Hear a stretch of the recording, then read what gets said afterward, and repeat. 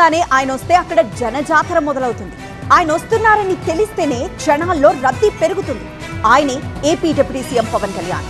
అలాంటి ఆయన భద్రతా అంశం ఇప్పుడు హాట్ టాపిక్ గా మారుతోంది. ఇందుకు అనేక కారణాలు కనిపిస్తున్నాయి.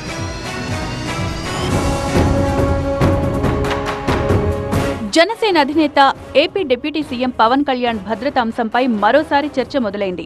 డిప్యూటీ సీఎంగా జనసేన అధినేతగా ఉన్న పవన్ కళ్యాణ్ కు భారీ భద్రత కల్పిస్తోంది ప్రభుత్వం. ఆయనకు Y+ స్థాయి సెక్యూరిటీ ఉంది. అయితే అప్పుడప్పుడు చోటు చేసుకుంటున్న కొన్ని ఘటనలు పవన్ కళ్యాణ్ భద్రతా అంశంపై చర్చ జరిగేలా చేస్తున్నాయి. శనివారం పవన్ కళ్యాణ్ క్యాంపు కార్యాలయంపై డ్రోన్ ఎగరడం చర్చనీయాంశంగా మారింది.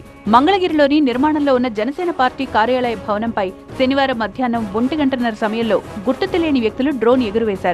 భద్రతాపరమైన కారణాలను దృష్టిలో ఉంచుకుని జెర్సీ ఆవులను పెంచుతూ నెలకి 2 లక్షల వరకు సంపాదించవచ్చు. ఆ తెలుగు నేర్చుకోవడానికి ఇప్పుడే ఫ్రీడమ్ యాప్ని డౌన్లోడ్ చేసుకోండి.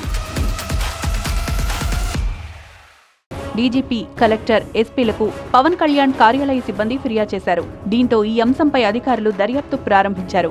ఇటీవల పవన్ కళ్యాణ్ మన్యం పర్యటనలో నకిలీ ఐపీఎస్ హడావిడి అంశం కూడా పెద్ద చర్చే జరిగింది. పార్వతీపురం మన్యం జిల్లాలో పవన్ పర్యటించారు. ఈ సమయంలోనే సెక్యూరిటీ లోపం వెలుగులోకి వచ్చింది. సమాచారం అందుకున్న వెంటనే రంగంలో దిగిన పోలీసులు ఫేక్ ఐపీఎస్ ను అదుపులోకి తీసుకున్నారు.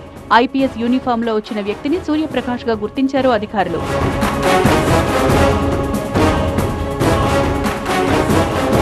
కొద్ది రోజుల క్రితం విజయవాడలో జరిగిన బుక్ ఫెయిర్ లోనూ ఇలాంటి సంఘటన చోటు చేసుకుంది. పవన్ బుక్ స్టాల్స్ దగ్గర ఉండగా విద్యుత్ కు అంతరాయం ఏర్పడింది.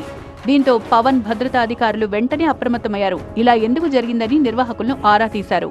గతేడాది డిసెంబర్లో పవన్ కళ్యాణ్ చంపేస్తామంటూ ఆయన ఓఎస్డీ వెంకటకృష్ణకు ఓ వ్యక్తి ఫోన్ చేసి బెదిరించారు. దీంతో అప్రమత్తమైన విజయవాడ పోలీసులు నిందితుడిని అరెస్ట్ చేశారు. ఎన్టీఆర్ జిల్లా తిరువూరుకు చెందిన నూక మల్లికార్జునరావును అదుపులోకి తీసుకున్నారు. అతను మద్యం మత్తులో ఉండి ఇలా చేశాడని గుర్తించారు.